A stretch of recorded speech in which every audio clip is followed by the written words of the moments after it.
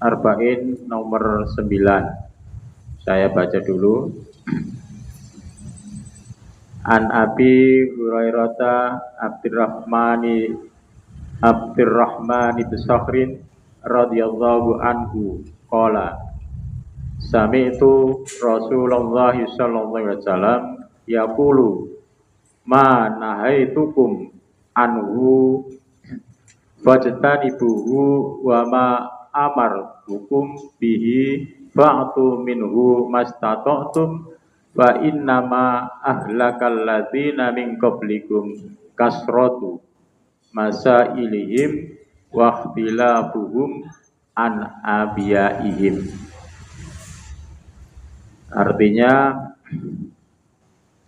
dari Abu Hurairah Abdurrahman bin Sakhir radhiyallahu anhu berkata, aku telah mendengar Rasulullah sallallahu alaihi wasallam bersabda, apa-apa yang telah kami larang untukmu, maka jauhilah.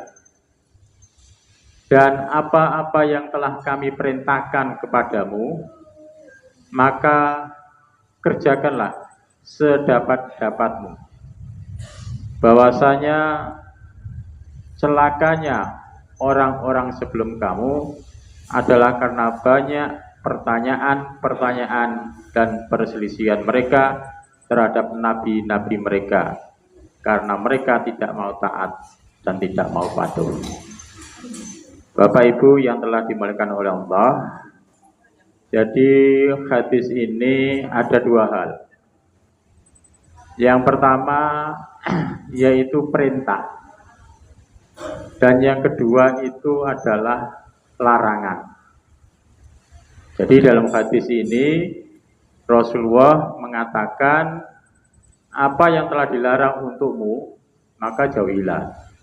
Jadi tidak usah kita kerjakan, itu kalau dilarang. Kemudian apa yang telah diperintahkan oleh kepadamu, maka lakukanlah, maka kerjakanlah. Maka di sini saya menyimpulkan ada dua hal. Yang pertama adalah perintah dan yang kedua adalah larangan. Yang pertama perintah. Perintah sebagaimana disebutkan di dalam Al-Quran surat Al-Anfal ayatnya 20, surat ke-8. Jadi surat ke-8 itu surat Al-Anfal ayatnya 20. Ini saya kaitkan perintah. Sebagaimana bunyi Al-Quran, ya ayyuhalladzina amanu ati'ullaha wa rasulahu wa la tawallau anhu wa antum tasma'un. Wahai orang-orang yang beriman, taatlah kepada Allah dan Rasulnya, dan janganlah kamu berpaling darinya padahal kamu mendengar perintah-perintah Allah. Bapak Ibu, jadi ini menunjukkan bahwa ayat ini menunjukkan kepada kita, jadi kalau kita sebagai orang yang beriman, maka kita harus taat. Jadi harus kita taat kepada Allah dan kepada Rasulullah. Dan apa perintah-perintahnya itu sehingga kita harus mentaati, harus kita lakukan. Banyak sekali. Di antaranya yaitu perintah untuk melakukan ibadah sholat. Jadi perintah untuk melakukan ibadah sholat. Perintah berarti ini wajib yang harus kita lakukan. Dalam kondisi apapun kita, baik kita sakit di rumah sakit, maka masih tetap kita wajib untuk melakukan perintah ibadah sholat. Karena dalam hadis tadi ada dua hal, yaitu yang pertama perintah. Jadi perintah ini memang harus kita lakukan. Walaupun dalam kondisi kita sakit, maka kita harus tetap untuk melakukan ibadah sholat, karena ini wajib dan perintah. Nah, sehingga dalam kita menjalani perintah itu bagaimana disebutkan dalam Al-Quran surat Al-Baqarah ayat 286, la yukallifu Allahu nafsan illa wus'aha. Jadi semampu kita, sekuat kita untuk melakukan perintah itu. Jadi semampu kita untuk melakukan perintah itu. Mampu kita bagaimana? Ya kalau kita dalam kondisi sakit untuk melakukan ibadah sholat, tidak mampu berdiri, maka kita boleh melakukan ibadah sholat dengan duduk.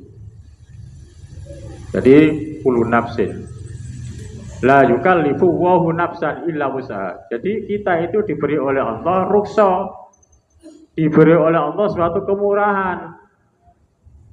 Jadi sekuat tenaga kita, semampu kita.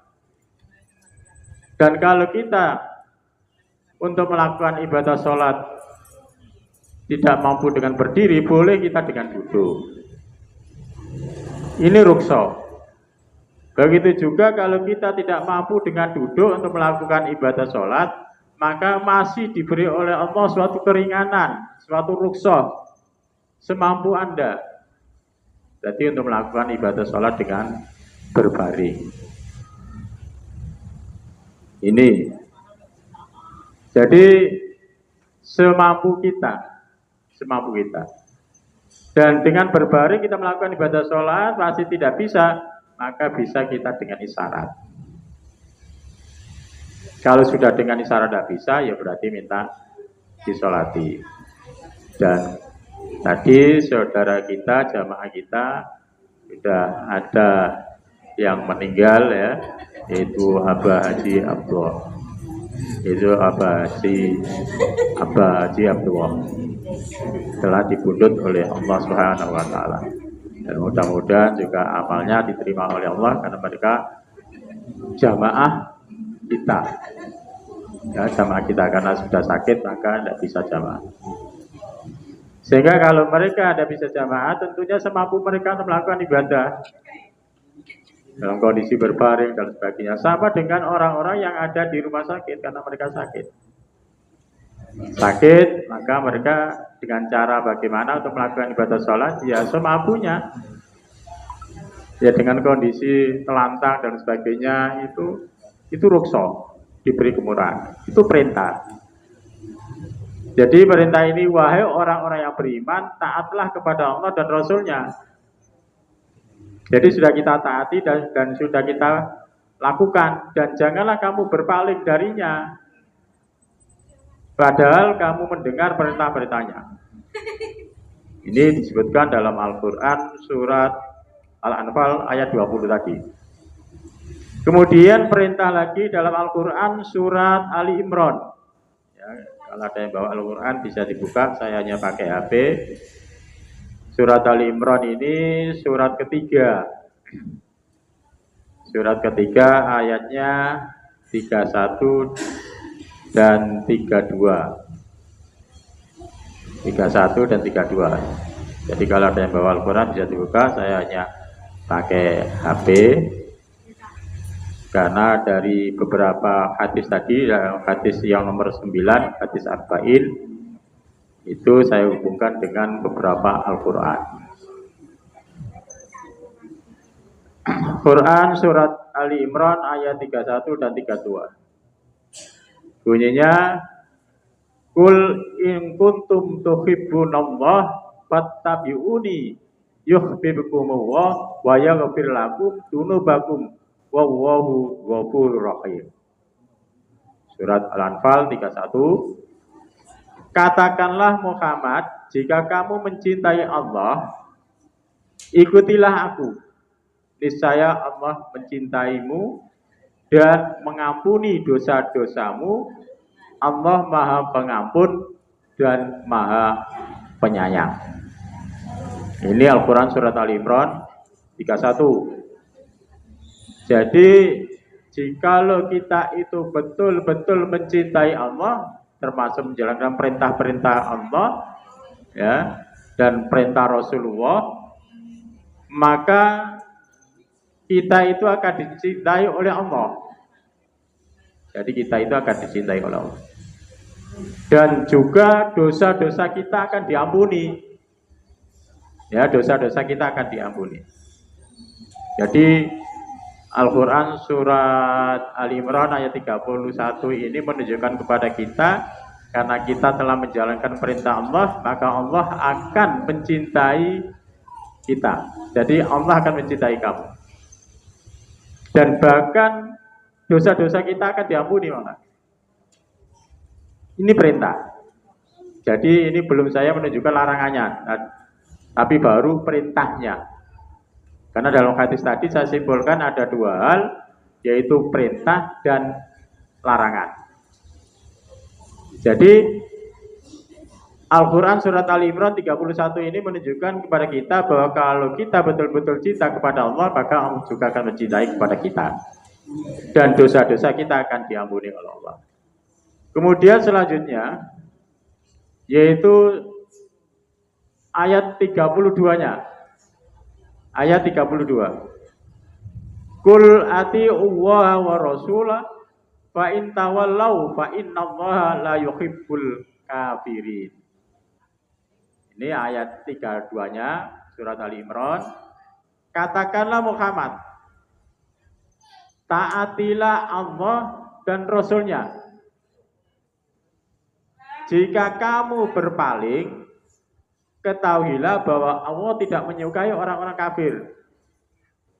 Ya, jadi ini menunjukkan kepada kita, ditegaskan lagi dalam Al-Quran surat Al-Imran 31, kemudian ditegaskan lagi dalam Al-Quran surat Al-Imran 32-nya. Nah, 32-nya ini menunjukkan kalau kita betul-betul taat kepada Allah dan Rasulullah, dan jika kamu berpaling artinya kita tidak melakukan perintah Allah, tidak menjalankan perintah Allah. Karena apa? Karena Allah itu tidak menyukai kepada orang-orang kafir. Jadi orang-orang kafir yang tidak menjalankan ibadah sholat. Sehingga kita jangan sampai kita itu berpaling, tidak melakukan perintah, tidak melakukan ibadah sholat. Kemudian perintah lagi banyak sekali, termasuk kita melakukan ibadah puasa. Ibadah puasa. Nah, puasa ini sebentar lagi, tinggal beberapa hari lagi, karena Maret tanggal 1 itu sudah mulai puasa. Berarti tinggal beberapa hari ini. Nah, kemudian tanggal 28 Februari itu kita sudah mulai sholat tarawih. Sholat tarawih. Ya, jadi kalau menurut pengumuman dari Muhammadiyah, ya, itu tanggal 28 Februari itu sudah mulai tarawih, dan puasanya tanggal 1 dan hari rayanya tanggal 30 Maret. Ya, tanggal 30 Maret. Dan itu pun diperkirakan akan berbeda dengan pemerintah. Puasanya sama, tanggal 1 Maret. Cuma hari rayanya itu diperkirakan akan beda.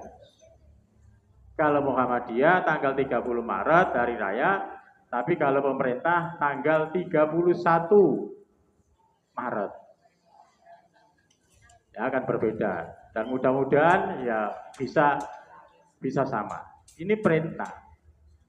Perintah untuk melakukan ibadah puasa. Perintah untuk melakukan ibadah puasa.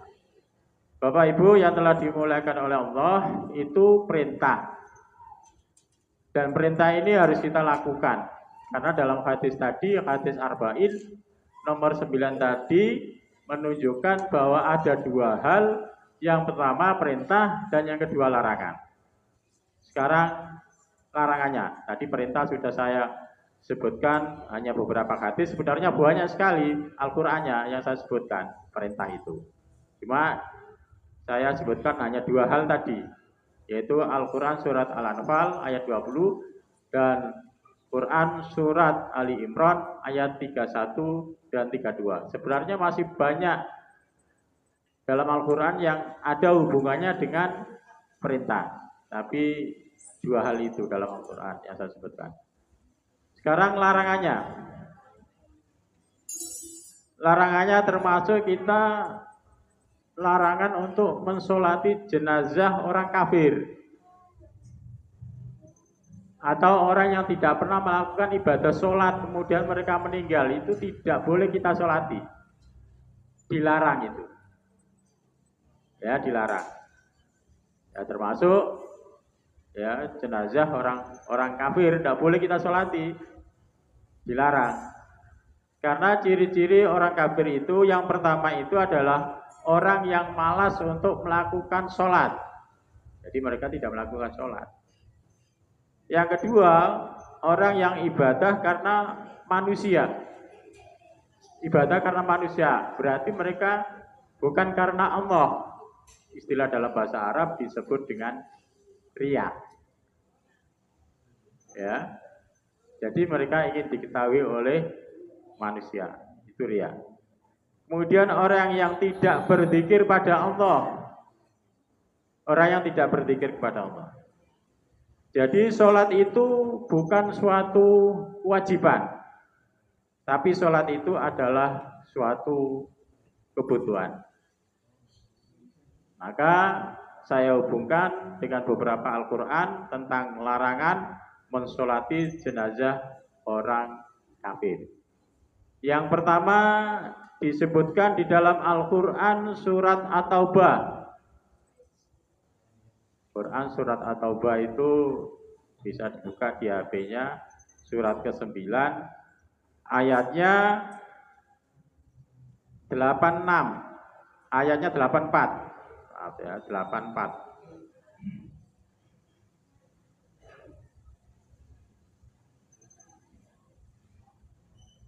Ayatnya 84. Jadi Al-Quran surat At-Taubah ayat 84. Bagaimana bunyinya dalam Al-Quran surat At-Taubah ayat 84, wala tusolli ala akhadim minhum mata abadan wala takum ala qabrihi innahum kafaru billahi wa rasulihi wa matu wa hum fasikun. Terjemahnya, dan janganlah engkau Muhammad melaksanakan sholat untuk seseorang yang mati di antara mereka orang-orang munafik.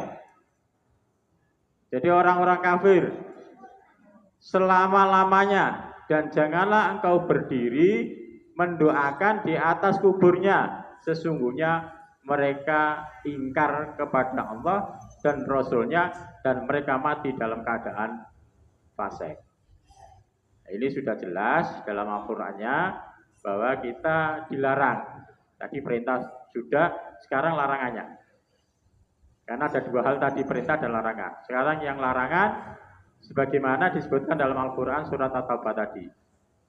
Jadi kita dilarang untuk mensolati jenazah orang kafir, itu tidak boleh, itu dilarang. Ya, sehingga di sini, dan janganlah engkau Muhammad melaksanakan sholat untuk seorang yang mati di antara mereka, yaitu orang-orang munafik. Itu sudah jelas di sini larangannya. Dan kita juga tidak boleh mendoakan. Jadi tidak boleh mendoakan. Ya, tidak boleh mendoakan. Kalau yang meninggal termasuk orang Islam, ya wajib kita lakukan untuk melakukan ibadah sholat jenazah. Karena apa? Karena ada suatu hadis itu yang menceritakan bahwa kalau ada orang meninggal, ya, jenazah ini bisa berbicara. Jadi mayit itu bisa berbicara. Jadi mayitnya bicaranya, bersegeralah aku bawa ke kuburan. Jadi kalau sudah meninggal, mayitnya itu bisa bicara. Itu dalam hadis.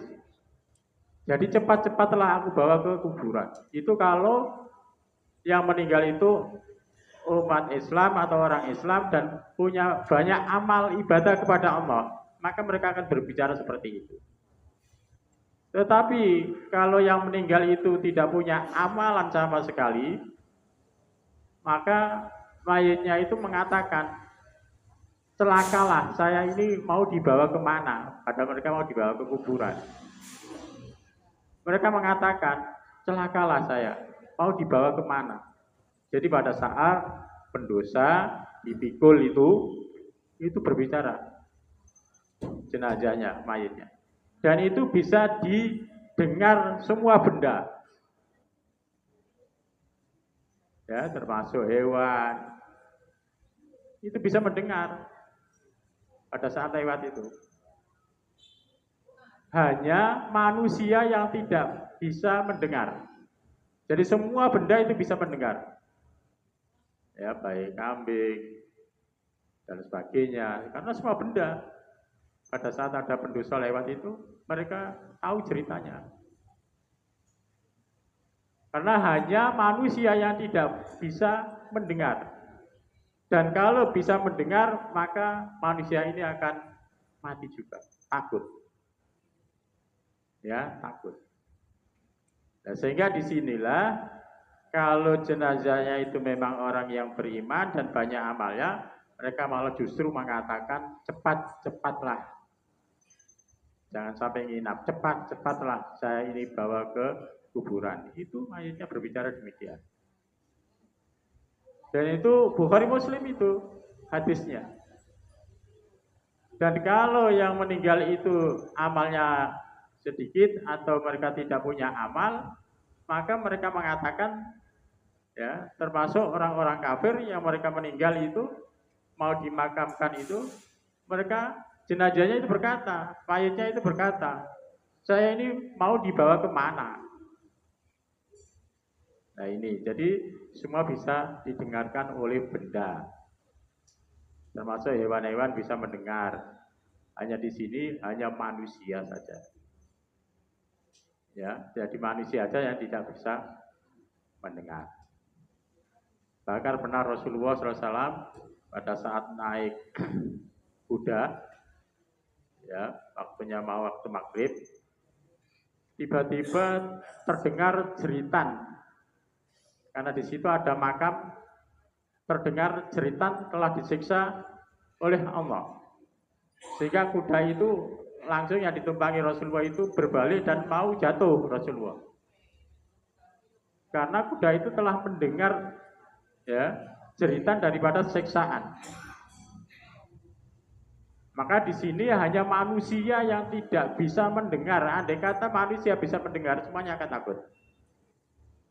Termasuk kita ikut makam tadi, ya, itu kalau kita bisa mendengar, kita lewat, itu jeritan mengerikan, siksaan dan sebagainya. Makanya di sini benda hanya manusia yang tidak bisa mendengar. Ini. Ya, sehingga dalam Al-Quran surat At-Taubah ayat 84 ini menunjukkan bahwa kita itu tidak boleh mensolati jenazah orang kafir. Ini larangan. Ya, ini larangan. Kemudian selanjutnya disebutkan dalam Al-Quran surat An-Nisa. Surat An-Nisa itu surat keempat. Ya, surat keempat. Ayatnya di sini 142. Bawa HP bisa, karena kalau saya pengajian di Masjid Siratul Mustaqim di Lebak Harum ya seperti ini. Jadi ibu-ibu, bapak-bapak banyak yang bawa Al-Quran kemudian dicatat. Jadi Al-Quran surat An-Nisa ayatnya 142. 142 kita cari.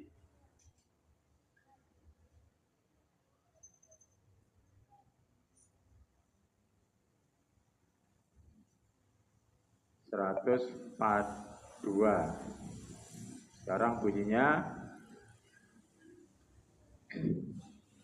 innal munafiqina yukhadi'unallaha wa huwa khadi'uhum wa idza qamu ilas sholati qamu kusala yura'unan nasa wala yadhkurunallah illa qalilan.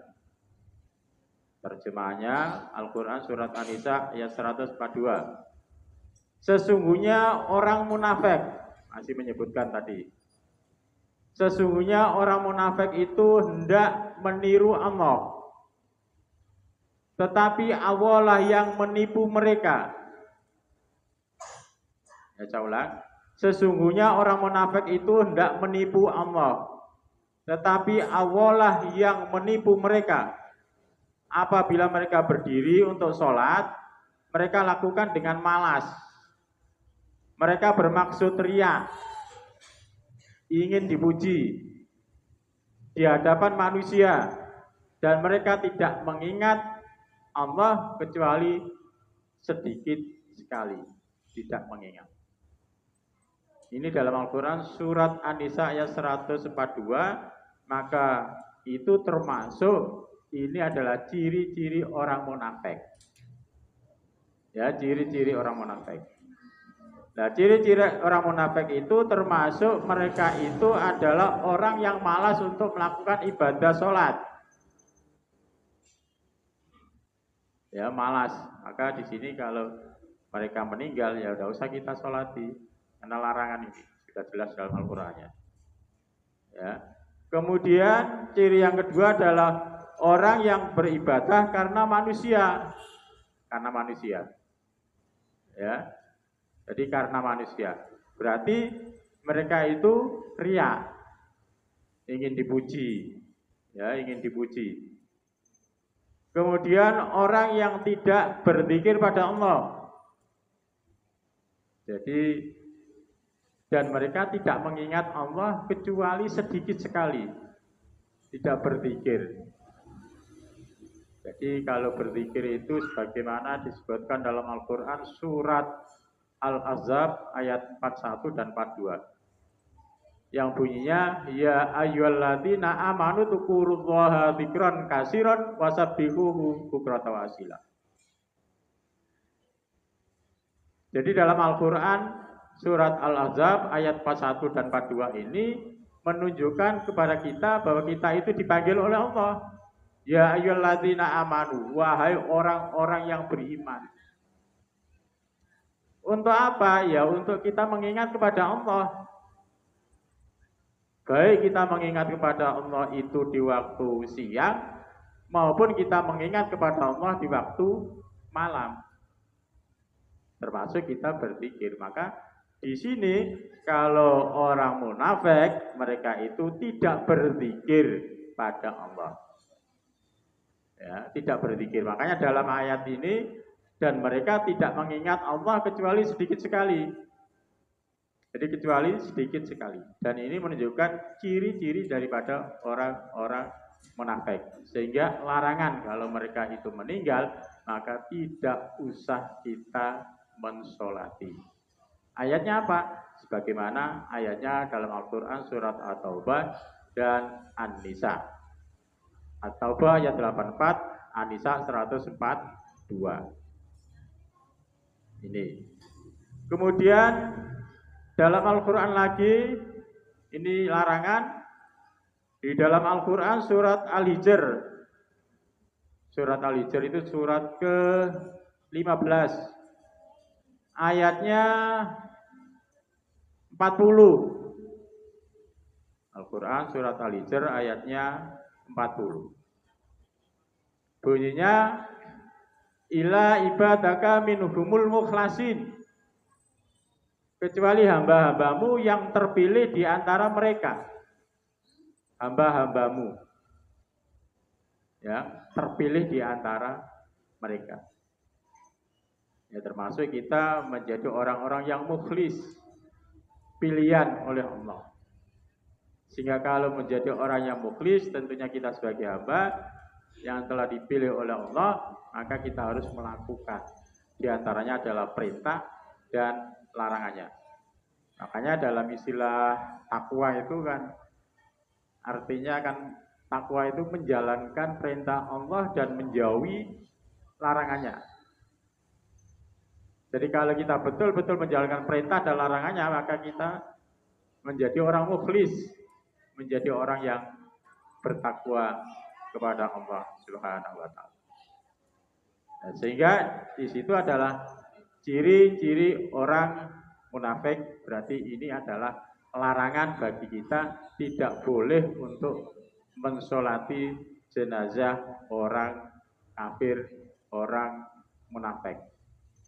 Ya memang kita melakukan sholat itu tadi yang awal sudah saya katakan, sholat itu bukan suatu kewajiban, tapi sholat itu adalah kebutuhan. Jadi sholat itu adalah suatu kebutuhan. Bapak Ibu yang telah dimuliakan oleh Allah, sehingga itu adalah larangannya. Perintahnya tadi beberapa ayat yang sudah disebutkan. Banyak sekali juga larangan-larangan yang telah disebutkan dalam Al-Quran, masih banyak. Karena larangan dalam Islam itu termasuk kita mendurhakai kedua orang tua kita, itu juga larangan. Jadi tidak boleh. Ya. Karena saya menjelaskan dari hadis Arba'in yang nomor 9 bahwa saya simpulkan ada dua hal, yaitu perintah dan larangan. Nah, sekarang larangannya. Termasuk larangannya tadi mensolati jenazah orang kafir tidak boleh. Itu sudah kita sebutkan beberapa Al-Qur'annya. Kemudian larangan dalam Islam yang pertama kita mendurhakai terhadap orang tua, itu tidak boleh. Yang kedua kita menolak dalam perintah, artinya dalam perintah baik. Kalau kita diperintah baik menolak, ya. Jadi itu termasuk ya larangan dalam Islam. Bapak Ibu yang telah dimuliakan oleh Allah, kemudian meminta sesuatu yang bukan haknya.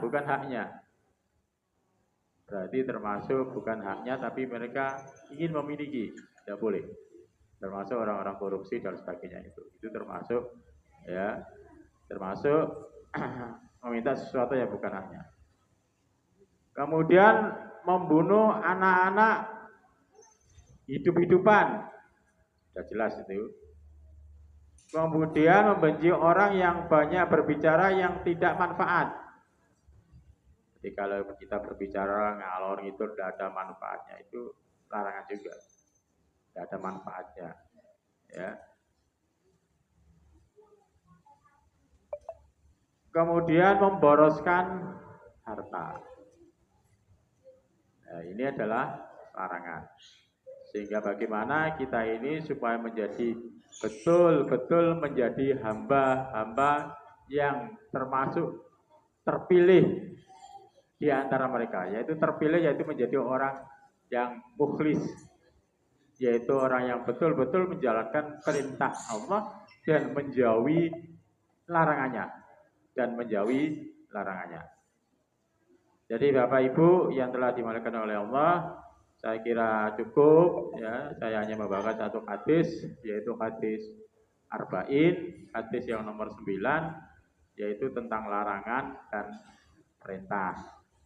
Ya, larangan dan perintah. Dan ini saya lihat kelihatannya ini makannya kok ada rombongnya, kelihatan rombong sate itu. Sate apa itu? Saya tidak tahu. Ya. Nasi sate, apa lontong sate, ya saya kira tahu. Karena kita sudah ditunggu satenya, nanti kalau tidak hangat tidak enak. Baik, saya kira itu yang bisa saya sampaikan. Ya, mudah-mudahan ada manfaatnya, khususnya bagi diri saya sendiri dan umumnya para jamaah. Wabillahi taufiq wal hidayah. Wassalamualaikum warahmatullahi wabarakatuh.